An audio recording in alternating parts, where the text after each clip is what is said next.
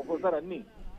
ఒక్క నిమిషం సైద్ రెడ్డి గారు, మన కాంగ్రెస్ నుంచి కార్తిక్ గారు కూడా ఉన్నారు. కార్తిక్ గారు, అసలు ఏం జరుగుతుంది ఏంటి? ఎక్కడికి వెళ్ళినా చుక్కెదురవుతుంది. ఎక్కడ జరిగినా అంటే అటు సుప్రీంకి వెళ్ళినా అదే, నాంపల్లి కోర్టుకు వచ్చినా అదే, ఎక్కడ చూసినా సరే ఓకే కేసు లేదంటున్నా తప్ప న్యాయం అయితే జరగట్లేదు. అటు సుప్రీంలో కూడా కేసు తిరస్కరణకు గురైంది. మీరు ఈసీతో మాడుకోండి వెళ్ళంటున్నారు, లేదంటే హైకోర్టుకు వెళ్ళి డిస్కస్ చేసుకోండి అంటున్నారు.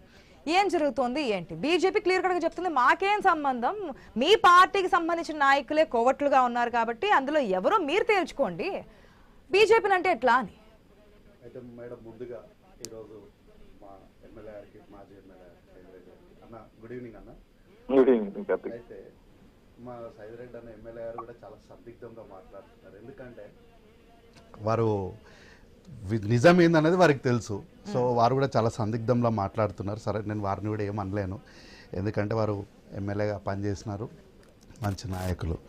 అయితే ఈరోజు దేశంలో మేడం ఓట్ చోరీ జరుగుతుంది, సీట్ చోరీ జరుగుతుంది, ఆఖరికి న్యాయం చోరీ జరుగుతుంది. నెక్స్ట్ జరిగేది దేశమే చోరీగా.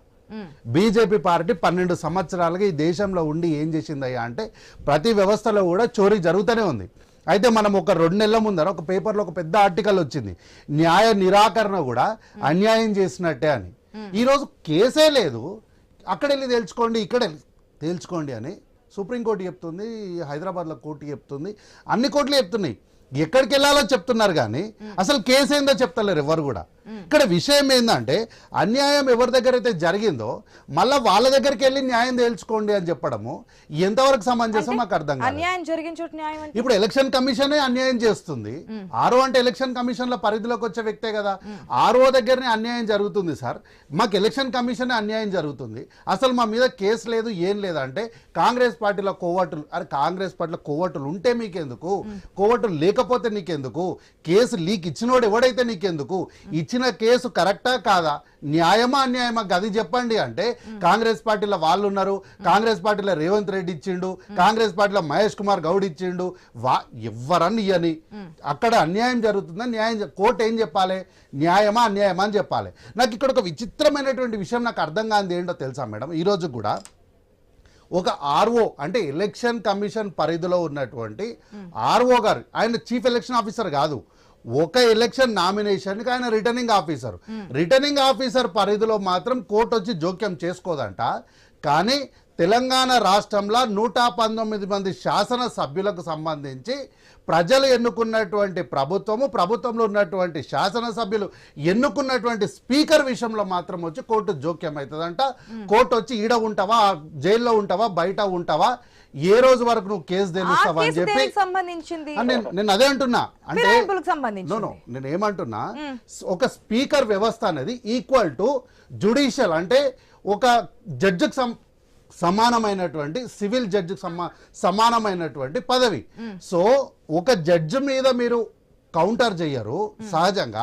ఎలక్షన్ కమిషన్ అంటే ఆర్ఓ నిర్ణయంలో మేము జోక్యం చేసుకోలేము, మీకు ఏదైతే క్లారిటీ ఉందో ఎందుకు తిరస్కరించారో దాని ఆధారాలతో పాటు మీరు ఈసీ దగ్గరే మాట్లాడుకున్నారు. అన్యాయమే ఈసీ దగ్గర కదా జరుగుతుంది, అన్యాయమే ఈసీ దగ్గర కదా. ఈ రోజు మన విజువల్స్ లో కూడా చూస్తున్నాం కదా, శ్రీలత మాట్లాడుతున్నప్పుడు ఒక పర్సన్ చూపించి అంగో ఆ పర్సన్ నన్ను థ్రెట్ చేస్తున్నారు, నా దగ్గర వీడియో కూడా తీసుకున్నారు అన్నారు. 6వ తేదీన అంటే ఒక మీడియాతో మాట్లాడుతున్నప్పుడు 6వ తేదీన ఒక కాంగ్రెస్ పార్టీకి సంబంధించినటువంటి వ్యక్తి పిఏ వచ్చారు, మాట్లాడారు, ఈ కేసు సంబంధించి నాకు థ్రెట్ ఉంది, నేను ఈ విషయాలను బయటపెడుతుంటే నన్ను ఏ విధంగా చేస్తారో దాదాపు కొన్ని సంవత్సరాల నుంచి నేను ఫైట్ చేస్తున్నానని చెప్పుకొచ్చారు.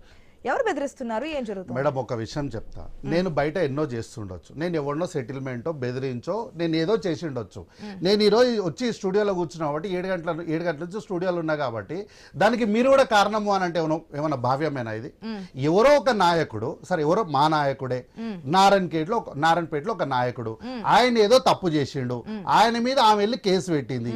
ఈ కేసు అంతా ఈమెకు తెలుసు, ఈమె వచ్చి మీనాక్షి గారు వచ్చి ఆ కేసులో అంటే ఆ బెదిరింపు లేదంటే ఆ సందర్భంలో ఈమె ఇన్వాల్వ్ కాలేదని చెప్పేసి నేను ఈమె మీద కేసు పెడతా అంటే ఏమైనా సమంజసమైన కేసు? అసలు ఇది కేసు పార్టీకి సంబంధించిన వారే కదా. అరే నేను అదే అంటున్నా, ఇప్పటికే అడిగితే నేను ఇప్పటికీ స్టిల్ నా కాంగ్రెస్ పార్టీలోనే ఉన్నాను. నేను అదే అంటున్నా. ఇప్పుడు సింపుల్, ఇదంతా కాంగ్రెస్ పార్టీ అంతర్గతమైనటువంటి వ్యవహారము. కేసు ఎవరి మీద? నాయకుడి మీద, ఆయన పిఏ మీద. దానికి నటరాజన్ గారికి ఏం సంబంధం లేదు కదా.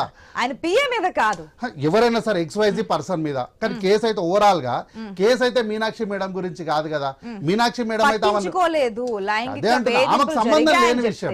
ఇప్పుడు పట్టించుకోలేదు అనేది అందుకే ప్రతివాదిగా చేర్చారు కదా. అంతే, ప్రతివాది మాత్రమే కానీ కేసు ఈమె మీద కాదు కదా.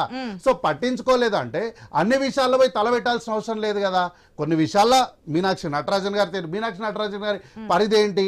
ఓన్లీ పార్టీ లైన్ ఇన్ఛార్జ్ గా పార్టీ లైన్ లా పార్టీ వ్యవహారాలను మాత్రమే చూస్తారు కానీ వ్యక్తిగతంగా పార్టీలు ఉన్న వాళ్ళు ఎవరెవరు ఏమేమి చేస్తున్నారు, వాళ్ళు అన్నం తింటున్నారా, బిర్యానీ తింటున్నారా చూడరు కదా. అది మా పార్టీలో ఉన్నటువంటి అంతర్గత విభేదాలు కావచ్చు, లేదంటే మా